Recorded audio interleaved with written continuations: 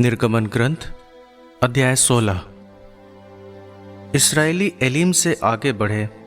मिस्र देश से निकलने के बाद दूसरे महीने के 15वें दिन इस्राएलियों का सारा समुदाय एलीम और सोनाई के बीच सीन नामक मरुभूमि पहुंचा। इस्राएलियों का सारा समुदाय मरुभूमि में मूसा और हारून के विरुद्ध भुनभुनाने लगा।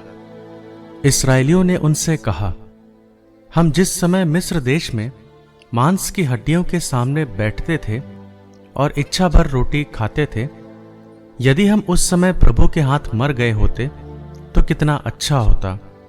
आप हमको इस मरुभूमि में इसलिए ले आए हैं कि हम सब के सब भूखों मर जाएं। प्रभु ने मूसा से कहा, मैं तुम लोगों के लिए आकाश से रोटी बरसाऊंगा। लोग बाहर निकलकर प्रतिदिन एक एक दिन का भोजन बटोर लिया करेंगे। मैं इस तरह उनकी परीक्षा लूँगा और देखूंगा कि वे मेरी संहिता का पालन करते हैं या नहीं। छठे दिन उन्हें दूसरे दिनों की अपेक्षा दुगनी रोटी बटोर कर तैयार करनी चाहिए।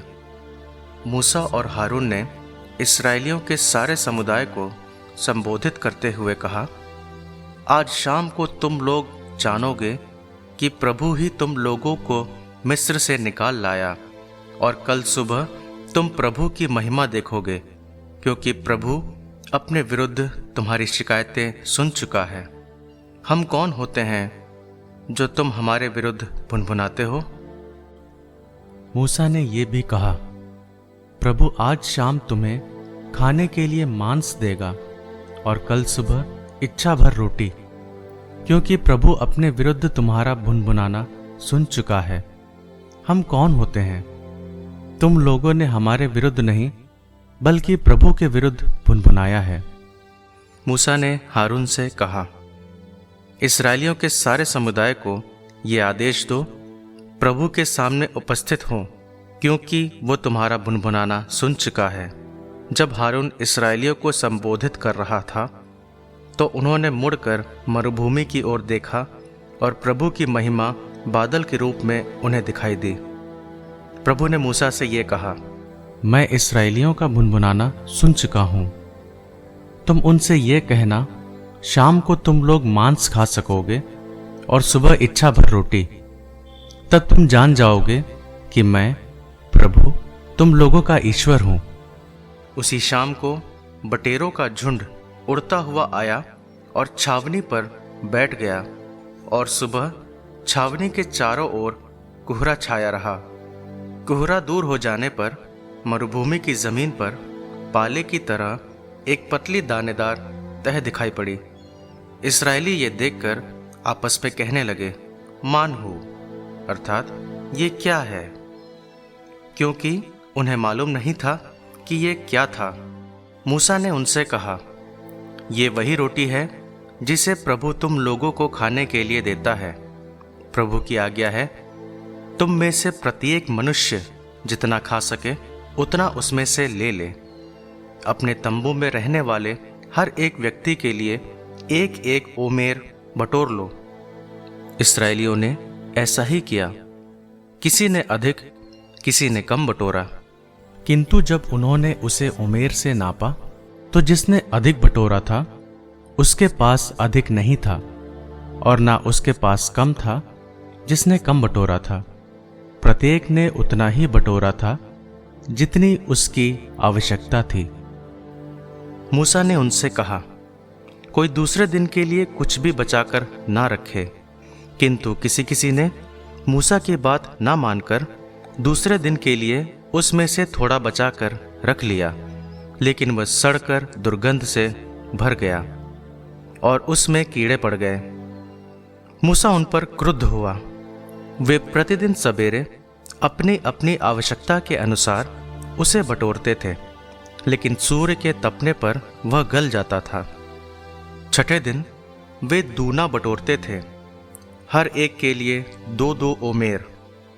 जब समुदाय के सब नेता आए और उन्होंने ये बात मूसा को बताई तो उसने उनसे कहा, प्रभु की आज्ञा ये है, कल विश्राम दिवस है, प्रभु के लिए पवित्र सब्बात है। जितना पकाना चाहते हो उतना पकाओ, और जितना उबालना चाहते हो उतना उबाल लो। जो कुछ बच जाए उसे कल के उपयोग के लिए अलग रख दो। इसलिए मूसा की आज्ञा के अनुसार उन्होंने उसे कल के उपयोग के लिए रख लिया। उसमें ना दुर्गंध आई और ना उसमें कीड़े पड़े। तब मूसा ने कहा, आज इसे खा लो, क्योंकि आज प्रभु का विश्राम दिवस है। आज ये तुम्हें जमीन पर नहीं मिलेगा। तुम इसे 6 दिन तक बटोर सकते हो, किंतु 7वें दिन विश्राम दिवस है, इसलिए ये नहीं मिलेगा। कुछ लोग 7वें दिन बटोरने के लिए बाहर गए, लेकिन उन्हें कुछ नहीं मिला। इस पर प्रभु ने मूसा से कहा, तुम मेरी आज्ञाओं और मेरी विधियों की अवज्ञा कब तक करते रहोगे? देखो, प्रभु ने तुम्हें विश्राम दिवस दिया है, इसलिए 6ठे दिन वह तुम्हें 2 दिन के लिए भोजन देता है। तुम में से हर एक 7वें दिन जहां हो वहां रहे, कोई भी अपने यहां से नहीं जाए।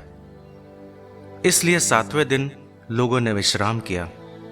इस्राएल के वंशजों ने उस रोटी का नाम मन्ना रखा।